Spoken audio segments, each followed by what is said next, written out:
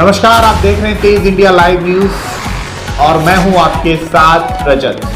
आइए दिखाते हैं दिन भर की कुछ खास छोटी और बड़ी खबरें।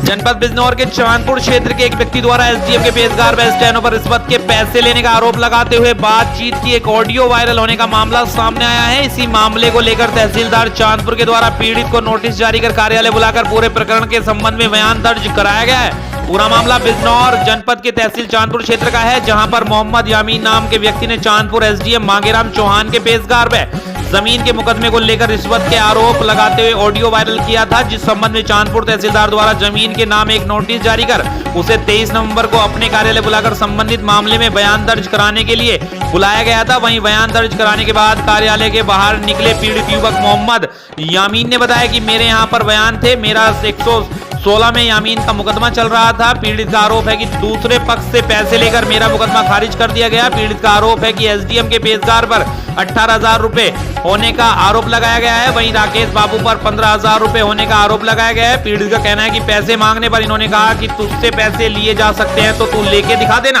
पीड़ित का आरोप है कि मेरा मुकदमा मुरादाबाद चला गया है, जहां से मुकदमा मेरे पक्ष में हो गया है। अब मैंने इन लोगों से अपने पैसे वापस मांग रहा हूं तो ये लोग मुझे पैसे नहीं दे रहे हैं और कह रहे हैं अगर आपके बस की हो तो ले लेना। आखिर यह रिश्वत लेने का आरोप जो मोहम्मद यामीन द्वारा लगाया गया है, कहां तक सच है, यह एक जांच का विषय है। इन सबका आखिर कौन जिम्मेदार है? क्या आला अधिकारियों में मामला संज्ञान में आने के बाद दोषियों के विरुद्ध कोई ठोस कार्रवाई होगी या ये अपने आप में एक बड़ा सवाल बनकर रह जाएगा? अगर बात प्राइवेट आदमी की जाए तो माननीय मुख्यमंत्री के सख्त आदेश है कि किसी भी कार्यालय में कोई भी प्राइवेट व्यक्ति काम नहीं कर सकता। अब रिश्वत मामले में कौन जिम्मेदार? आला अधिकारियों को लेना होगा संज्ञान।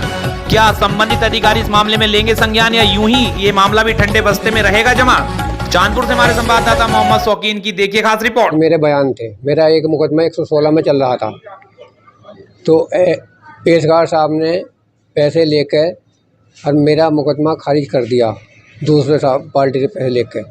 मैंने कहा जो मेरे 40,000 रुपये ले रखे थे उन लोगों ने, मैंने कहा जी मेरे पैसे दे दो। उन्होंने कहा मेरे हमारे पास पैसे वैसे नहीं है। 18,000 रुपये पेशकार अरुण पेशकार के ऊपर है मेरे।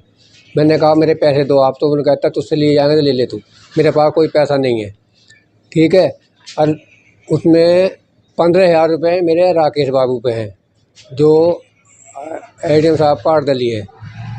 उसको मैंने पैसे मांगे, उन्होंने भी ये कहा कि हमारे पास पैसे वैसे कुछ नहीं है, जो तुझसे वो कर ले तू, ठीक है। तो यहाँ से मेरा मुकदमा खारिज करा दिया गया और मैं मुरादाबाद पहुँचा। मुरादाबाद जाने के बाद में मेरा मुकदमा मेरे हक़ में हो गया। अब फिर क्या हुआ, मैं इनसे पैसे मांग रहा तो मुझे धो दे रहे हैं ये लोग कि कभी पैसे ले गए जो तुझसे वो कर ले जा तू। अब आपने इसकी शिकायत कहाँ पर? मैंने इसकी शिकायत एक ऑडियो वायरल हुआ था जिसमें मैंने इसकी शिकायत का मैंने ऑडियो वायरल कराया। मेरे पास ऑडियो थी, मेरी बात जिससे होती थी राकेश से मेरी बात होती थी, ऑडियो मेरे पास है, तो मैंने ऑडियो वायरल कराई थी। ये शिकायत है। अब आप क्या चाहते हैं? मैं तो इंसाफ चाहता हूँ जी, जो इन्होंने मेरे साथ जैसा करा मैं तो वही चाहता हूँ, जो इन्हें पता लगे जो इन्होंने करा मेरे साथ। मामला ये था, हमारी ज़मीन है यहाँ सफदलपुर में, तो वो हमारी ज़मीन जो दूसरे आदमी के उसने उस पर कब्ज़ा करना चाह रहा है। वो हमारी 40 साल पुरानी है, उसने लिए अभी 25 साल हुए हैं, तो वो हमसे उसमें से बांटना चाह रहा है, लेना चाह रहा है। और यहाँ हमारे भाई मुकदमे के लिए जब आए तो इन्होंने मुकदमा हो गया। मुकदमा होने के बाद इन्होंने तहसील यानी कि एसडीएम ने और इनके पेशवारों ने पैसे ले लेकर हमारे भाइयों से और ये कह दिया हम तुम्हारा काम करवा देंगे तुम्हारे हक़ में।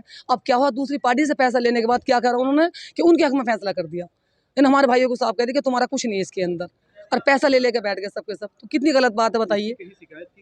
कहीं हमने कहीं शिकायत नहीं करी। हम एसडीएम के पास पहुंचे, नहीं भाई तुम्हारे हक में होगा। उनके चुपके से उन्होंने दूसरी पार्टी से पैसा लेने के बाद क्या कह दिया कि भाई हमने तो तुम्हारा कुछ नहीं था उसके अंदर, हमने उनके हक में फैसला हो गया।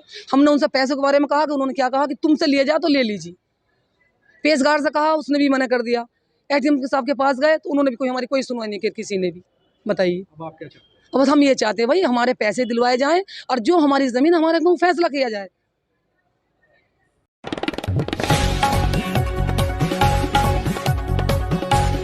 जनपद बिजनौर के अफजलगढ़ क्षेत्र में फाइबर फैक्ट्री में लगी भीषण आग, एक श्रमिक की मौत, 2 घायल। आपको बता दें दर्जन भर दमकल की गाड़ियों ने पाया आग पर काबू, आला अधिकारी सहित भारी पुलिस दल मौके पर मौजूद। आपको बता दें पूरा मामला जसपुर भूतपुरी मार्ग पर स्थित एक फाइबर बनाने वाली फैक्ट्री में भीषण आग लग गई है। आग की सूचना से क्षेत्र में हड़कंप मच गया। मौके पर दमकल विभाग के साथ पुलिस प्रशासन भी मौके पर पहुंच गया तथा आग बुझाने में जुट गया। आपको बता दें आग इतनी भयानक थी कि आग की चपेट में आकर कोतवाली क्षेत्र अफजलगढ़ गांव निवासी एक मजदूर की मौत हो गई है, जबकि 2 गंभीर रूप से घायल हो गए हैं, जिन्हें हायर सेंटर रेफर कर दिया गया है। वहीं घटना का कारण एलपीजी प्लांट से गैस रिसाव बताया जा रहा है। अफजलगढ़ से हमारे संवाददाता विनय भार्गव की देखिए खास रिपोर्ट। रात के 1:30 से 2 बजे के बीच की घटना है, जब हमें सूचना मिली कि ये शानदार इंडस्ट्री है जो फॉली फाइबर की सीट का काम करते हैं।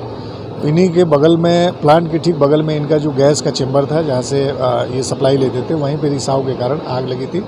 और जो वहाँ पे गेट कीपर लड़का था उसके द्वारा तुरंत जो सुपरवाइज़र थे उनको इन्फॉर्म किया गया। जब ये लोग मौके पर पहुँचे तो आग बुझाने के प्रयास में ही इसमें 2 लोग चपेटे में आ गए, जिसमें से एक व्यक्ति गंभीर रूप से उसमें झुलस गए, जिससे उनकी वहीं मौके पर मृत्यु हो गई। एक और लड़का था वो भी झुलसे हुए हैं। 2 लड़कों को हमने तत्काल यहाँ से रेस्क्यू करके और बाहर निकाल करके उनको अस्पताल एडमिट कराया। बाकी जो 20-22 वर्कर और अंदर प्लांट में थे सबको बाहर निकाल लिया गया था। अभी लगातार हमारी जो फायर टेंडर और हमारी जो फायर की यूनिट है आग पे काबू पाने का प्रयास कर रहे हैं और शीघ्र ही हम इसको आग बुझाने में सफलता प्राप्त करेंगे।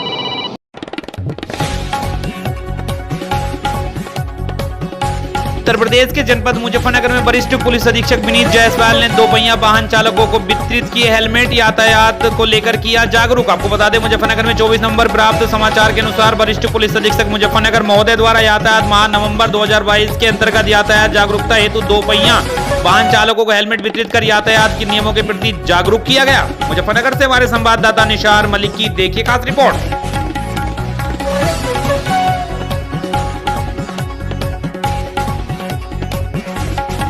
आपको बता दें उत्तर प्रदेश के जनपद बरेली में वर्तमान शिक्षा प्रणाली में सुधार की आवश्यकता के विषय पर प्राथमिक विद्यालय मटिया नंगला में हुआ ऑनलाइन अतिथि व्याख्यान। आपको बता दें जिला बरेली से बीएसए विनय कुमार एवं बीईओ फरीदपुर शशांक शेखर मिश्रा के निर्देशन में विकासखंड फरीदपुर के प्राथमिक विद्यालय मटिया नंगला में डॉक्टर अमित शर्मा ने अपने पिता की पुण्यतिथि पर पिता की स्मृति में श्री दर्शन ऑनलाइन अतिथि व्याख्यान माला का शुभारंभ किया था। इसी श्रृंखला में यह ऑनलाइन अतिथि व्याख्यान आयोजित किया गया। डॉक्टर अमित ने बताया कि शर्मा जी ने बहुत ही सरस एवं प्रभावशाली ढंग से अपनी बात रखी। वह बच्चों ने बड़ी रुचि, सहजता व आदर एवं उत्सुकता से स्मार्ट क्लास में उनकी बातें सुनी। वहीं अमित शर्मा ने बताया कि आर.ए. शर्मा जी के 100 से अधिक शोध पत्र व लेख भी प्रतिष्ठित शैक्षिक जर्नल में प्रकाशित हो चुके हैं। व्याख्यान से शिक्षकों व विद्यार्थियों के अलावा पूर्व विद्यार्थी भी लाभान्वित हुए हैं। इस आयोजन में सहायक अध्यापक लोचन सिंह, राहुल सिंह, विमलेश्वरी देवी, प्रीति शर्मा, सोमवती, धन देवी व रूप देवी का विशेष सहयोग रहा। बरेली से हमारे संवाददाता प्रमोद शर्मा की देखिए खास रिपोर्ट। सादर नमस्कार, मैं doctor Amit Sharma, state awardee teacher, state ICT awardee teacher, प्रधानाध्यापक प्राथमिक विद्यालय मटिया नंगला फरीदपुर बरेली। श्री दर्शन ऑनलाइन गेस्ट लेक्चर सीरीज में आप सबका हार्दिक स्वागत और अभिनंदन करता हूं। श्री दर्शन ऑनलाइन गेस्ट लेक्चर सीरीज के बारे में आपको बताना चाहूँगा कि अपने स्वर्गीय पिता श्री दर्शन कुमार शर्मा की स्मृति में इस ऑनलाइन गेस्ट लेक्चर सीरीज का शुभारंभ किया गया था। इसमें डिग्री कॉलेज के प्रोफेसर्स, डिग्री कॉलेज के principles, diet mentors, doctors, ICT experts इत्यादि के द्वारा लेक्चर्स ऑर्गेनाइज किए गए थे ताकि बच्चों का जो ज्ञान है उस पर श्री वृद्धि हो सके, उनको सही मार्गदर्शन मिल सके, उचित परामर्श मिल सके। इस लेक्चर सीरीज में हमने विभिन्न प्रकार के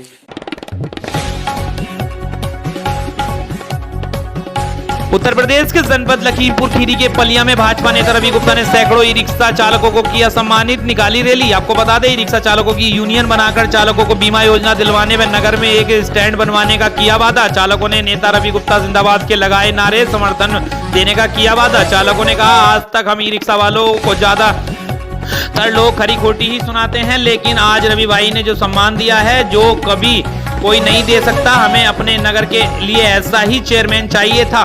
लखीमपुर खीरी से हमारे संवाददाता अनूप भास्कर की देखिए खास रिपोर्ट। नाम इंदल कुमार है, मैं रिक्शा चलाता हूं और अभी तक हमारे पलिया शहर में कोई ऐसा नेता नहीं आया जो हम लोगों को सम्मानित किया हो। ये रवि भैया जो हमारे बहुत अच्छे व्यक्ति हैं, सम्मानित व्यक्तियों में हैं, जो हमारे पलिया में हम लोगों के लिए, रिक्शा वालों के लिए इन्होंने इतना सब कुछ किया है। आज तक हम लोग कहीं भी जाते हैं, कहीं भी रहते हैं, तो कोई भी हमको डांट के या फटकार के चला जाता है।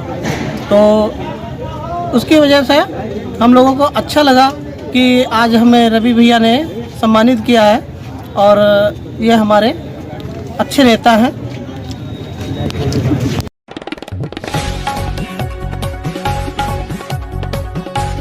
उत्तर प्रदेश के जनपद अयोध्या में शुक्रवार को शहर का जीआईसी मैदान 1200 से अधिक श्रमिकों की बेटियों के विवाह का गवाह बनने जा रहा है। श्रम विभाग में पंजीकृत श्रमिकों ने इसके लिए आवेदन किया है, जिसकी जांच अभी भी चल रही है। इस आयोजन में मुख्यमंत्री योगी आदित्यनाथ के भी आने की संभावना व्यक्त की जा रही है, परंतु अभी इसको लेकर कोई सूचना या दिशा निर्देश नहीं आया है। वहीं सामूहिक विवाह की जानकारी देते हुए अयोध्या उप श्रमायुक्त अनुराग मिश्रा ने बताया कि करीब 1200 जोड़ों की शादी सामूहिक विवाह में होगी। पंजीकृत श्रमिकों ने विवाह के लिए आवेदन किया था, जिसमें पात्रों को इसका लाभ दिया जाएगा। जिनका आवेदन स्वीकृत हो गया है उन्हें विवाह के लिए टोकन दिया जा रहा है। इसमें वर तथा वधू पक्ष से 5-5 लोगों के भोजन की व्यवस्था की गई है। गायत्री परिवार हिंदू रीति रिवाज के विवाह कराएगा, वहीं मुस्लिम के विवाह हेतु मौलवियों की व्यवस्था भी की गई है। दोनों पंडाल अलग अलग होंगे। विवाह का पूरा खर्च श्रम विभाग के द्वारा वहन किया जाएगा। प्रत्येक लाभार्थी को 75,000 की धनराशि दी जाएगी। शहर के जीआईसी के मैदान पर बने पंडाल में प्रत्येक जोड़ों के लिए अलग हवन कुंड की व्यवस्था होगी। अयोध्या से हमारे संवाददाता नौशाद आलम की देखी खास रिपोर्ट। 1200 जोड़ों की शादी का है, अभी आज शाम तक क्लियर हो जाएगा एग्जैक्ट समय। मुझे अभी इसकी कोई आधिकारिक पुष्टि नहीं है, जब अगर कोई सूचना आएगी तो बताया जा सकता है। भोजन आदि की सारी व्यवस्था, धार्मिक अनुष्ठान इसमें गायत्री परिवार द्वारा जो हिंदू जोड़ों का हिंदू रीति रिवाज से और जो मुस्लिम जोड़े होंगे उनका मौलवी जी लोग आएंगे, वो अलग निकाह होगा, उसका अलग से एक पंडाल रहेगा। मुस्लिम कितने जोड़े होंगे? अभी ये सारे आंकड़े जब फाइनल लिस्ट आ जाएगी तब निकल पाएगी सामने। ऐसे भी गैर कानूनी है, दहेज तो कोई मतलब ही नहीं है दहेज दिया जाए। बाकी जो इसमें सरकार की तरफ से व्यवस्था की जाती है उसमें 75,000 रुपये उनके अकाउंट में लाभ के रूप में दिया जाता है।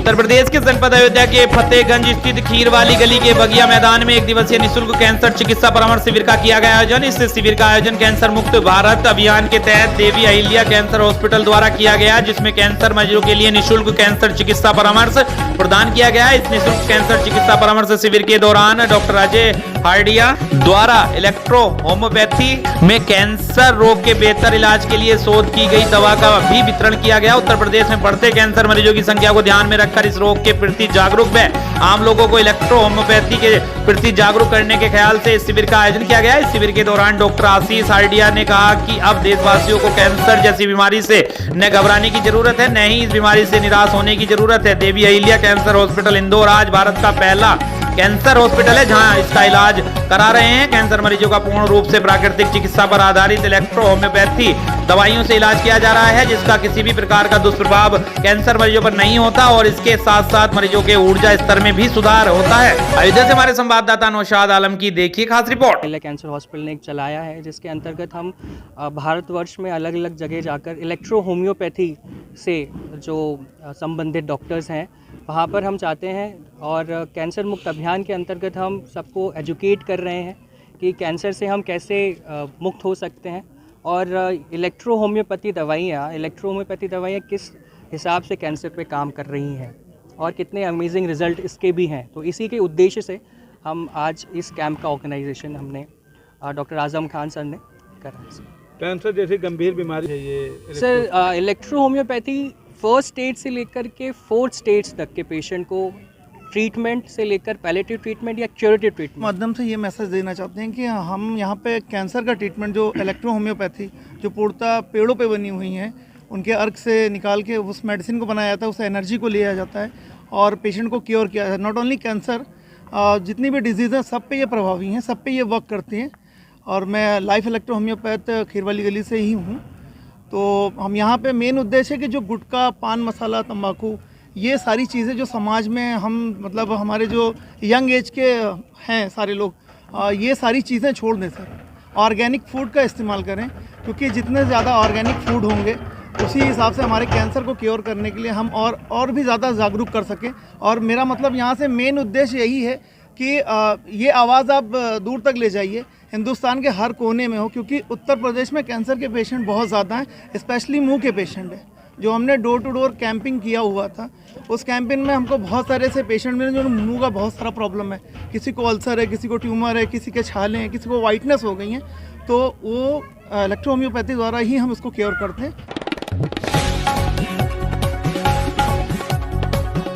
उत्तर प्रदेश के जनपद प्रतापगढ़ में परिवहन निगम के प्रबंध निर्देशक संजय कुमार के आदेश निर्देश का पालन प्रतापगढ़ में तो बिल्कुल होता नहीं दिख रहा है। रोडवेज बस अड्डे के समांतर यहां पर बस अड्डा चलता नजर आ रहा है। ढाबे वाले ने ARM से न जाने कैसा गठबंधन कर रखा है कि बिना उसके ढाबे पर रुके कोई बस आगे नहीं जाती, जबकि निर्देशक संजय कुमार ने गत दिनों आदेश जारी किया था कि परिवहन निगम की बसें किसी भी ढाबे पर खड़ी दिखी तो कड़ी कार्रवाई की जाएगी। बता दें, रोडवेज बस स्टॉप से महज 3 किलोमीटर पर ही प्रयागराज अयोध्या राजमार्ग पर गोरडे गांव में स्थित ढाबे पर रोडवेज बसों की संख्या देखकर प्रतीत होता है कि यहाँ रोडवेज बस अड्डा है। उधर से गुजरने वाली सभी बसों का स्टॉप वहां होता है। आज उधर से गुजरना हुआ तो देखा कि विभिन्न डिपो की कई बसें वहां रुकी थी। एक महिला यात्री ढाबे से नाश्ता करके बस पर बैठने के लिए चली। बस पर सवार होने से पहले उसे उल्टियां होने लगी। इसका मतलब ढाबे का नाश्ता विश्वासगत नहीं होगा। फिलहाल यहाँ निर्देशक के आदेश का पालन तो होता नहीं दिख रहा है। अब इस मामले में संबंधित अधिकारी क्या कार्रवाई करते हैं, प्रतापगढ़ से हमारे संवाददाता दयाशंकर पांडे की देखिए खास रिपोर्ट।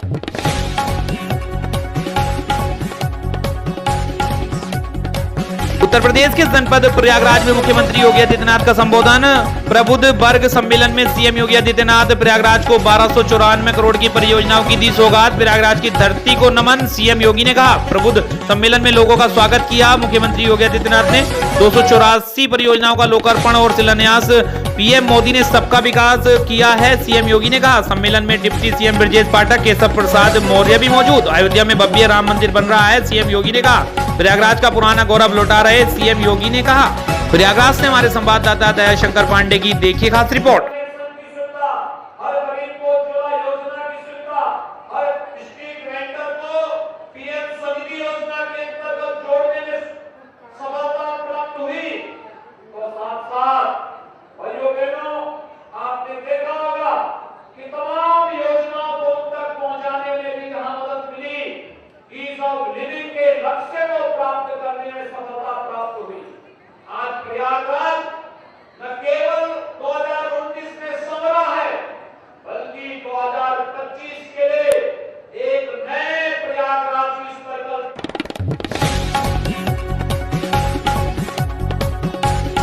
आपको बता दें, उत्तर प्रदेश के जनपद जालौन में शासन को जीरो टॉलरेंस को नीति पर विभाग द्वारा किए गए कार्यों की पड़ताल। जालौन के भूमि संरक्षक विभाग में भ्रष्टाचार की सुगबुहाट पर जांच के आदेश। डीएम जालौन चांदनी सिंह ने 4 जांच कमेटियां बनाकर दिए जांच के आदेश। पिछले 6 सालों में कराए गए कामों का ब्यौरा नहीं दे सकते थे अधिकारी। बंदा योजना, बकरी पालन, चेक डैम, तालाब योजना में पाई गई अनियमितताएं। जांच के बाद सामने आ सकता है करोड़ों रुपए के गबन का मामला। बुंदेलखंड पैकेज के अंतर्गत वाटर हार्वेस्टिंग और प्रधानमंत्री कृषि सिंचाई योजना के तहत की जांच के आदेश। जालौन से हमारे संवाददाता समद अली की देखिए खास रिपोर्ट। जो भूमि संरक्षण विभाग की योजनाएं चल रही हैं, जैसे खेत तालाब योजना है, NMSA है और एक वाटर हार्वेस्टिंग टैंक की भी योजना है जिसमें बंदियाँ बनाती हैं। इन सभी योजनाओं में कुछ हमें शिकायतें प्राप्त हो रही थी और हमने ये देखा है कि 2016 से जो भी काम स्वीकृत हुए हैं उसमें कोई भी सत्यापन नहीं हुआ है और कोई भी पुष्टि ठीक से नहीं की गई थी। तो इसी को देखने के लिए, सारी कार्यों की जांच कराने के लिए हमने अलग अलग टीम इकाईवार बनाई है और 2016 से जो भी अभी तक काम हुए हैं, जो भी भुगतान हुए हैं, उनकी ये सभी टीमें इकाईवार जांच करके इसमें कार्रवाई करेगी। कोई शिकायतें प्राप्त हुई थी आपको? शिकायतें प्राप्त हुई थी, उन्हीं का संज्ञान लेते हुए हमने ये किया है। और जो हाल ही में भूमि संरक्षण विभाग की बैठक थी जिसमें हमें नई योजनाओं का सत्यापन अनुमोदन करना था और पुरानी योजनाओं की पुष्टि करनी थी, उसमें यही संज्ञान में लाया गया कि उसमें कोई भी सत्यापन ठीक से मौके पे नहीं पाया गया है। तो सारे रिकॉर्ड्स को अभी हमने मंगाया है और जांच करके नियमानुसार कार्रवाई की जाएगी।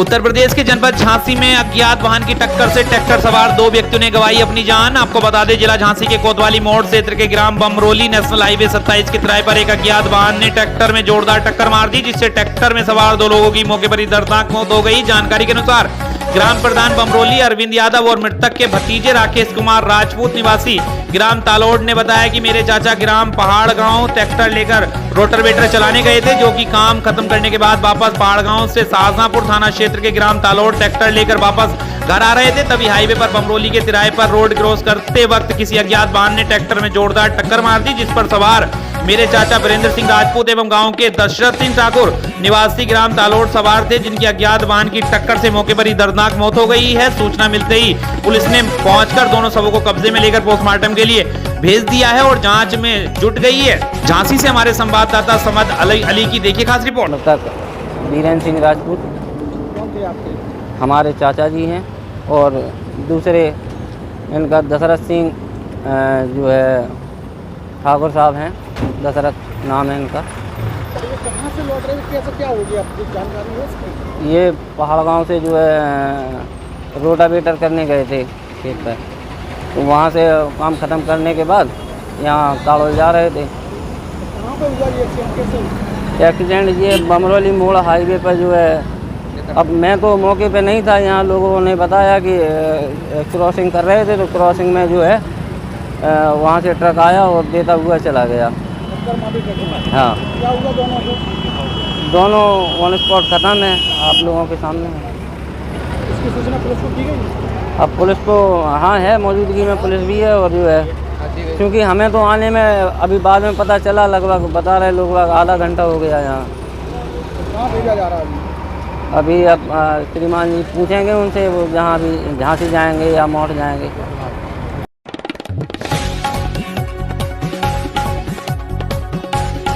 उत्तर प्रदेश के जनपद कुशीनगर के पटरोना नगर में स्थित Saint Xavier's senior secondary school में 11वीं की एक छात्रा ने बुधवार दोपहर को तीसरी मंजिल से नीचे छलांग लगा दी, जिसके बाद फर्श पर खून से लथपथ छात्रा को देख परिसर में अफरा तफरी का माहौल बन गया। भागते हुए सभी लोग छात्रा के पास पहुंचे। आनंद फानन में नगर स्थित एक निजी अस्पताल में ले जाया गया, जहां प्राथमिक उपचार के बाद डॉक्टर ने ट्रॉमा सेंटर लखनऊ रेफर कर दिया। पुलिस मामले की जांच पड़ताल कर रही है। आपको बता दें, पूरा मामला मूल रूप से नेहुआ नौरंगिया थाने के ग्राम खुजूरिया पोखरवा टोला की रहने वाली मनोज चतुर्वेदी की 17 वर्षीय पुत्री गरिमा चतुर्वेदी 10 वर्ष से परिवार संग यहाँ पर रहकर सेंट जेवियर्स में पढ़ाई कर रही थी। स्कूल में अर्धवार्षिक परीक्षा चल रही है। बुधवार को भौतिक शास्त्र की प्रयोगात्मक परीक्षा चल रही थी। दोपहर लगभग 1 बजे समाप्त होने पर बच्चे क्लास रूम से बाहर निकलने लगे। इसी बीच छात्रा स्कूल की तीसरी मंजिल से नीचे कूद गई। फर्श पर गिरते ही वह अचेत हो गई। खून से लथपथ छात्रा को देख बच्चे चीखने चिल्लाने लगे। विद्यालय में अफरा तफरी का माहौल बन गया। स्कूल प्रशासन की मदद से निजी वाहन से छात्रा को नगर स्थित एक निजी अस्पताल ले जाया गया, जहां प्राथमिक उपचार के बाद डॉक्टरों ने ट्रॉमा सेंटर के लिए रेफर कर दिया। इधर कुछ ही देर में छात्रा के छत से कूदने की खबर नगर में आग की तरह फैल गई। स्कूल के बाहर अधिक संख्या में लोग एकत्रित होने लगे। कोतवाली पुलिस भी मौके पर पहुंच गई। पुलिस क्लास के अन्य छात्र छात्राओं तथा शिक्षकों से पूछताछ कर रही है। एसपी कुशीनगर धवल जायसवाल ने बताया कि छात्रा के छत से कूदने की सूचना पर स्कूल पहुंच पुलिस जांच पड़ताल कर रही है। स्वजनों से भी संपर्क किया जा रहा है। छात्रा ने यहाँ कदम क्यों उठाया, इसकी जांच की जा रही है। कुशीनगर से हमारे संवाददाता अबुल हसन अंसारी की देखिए खास रिपोर्ट।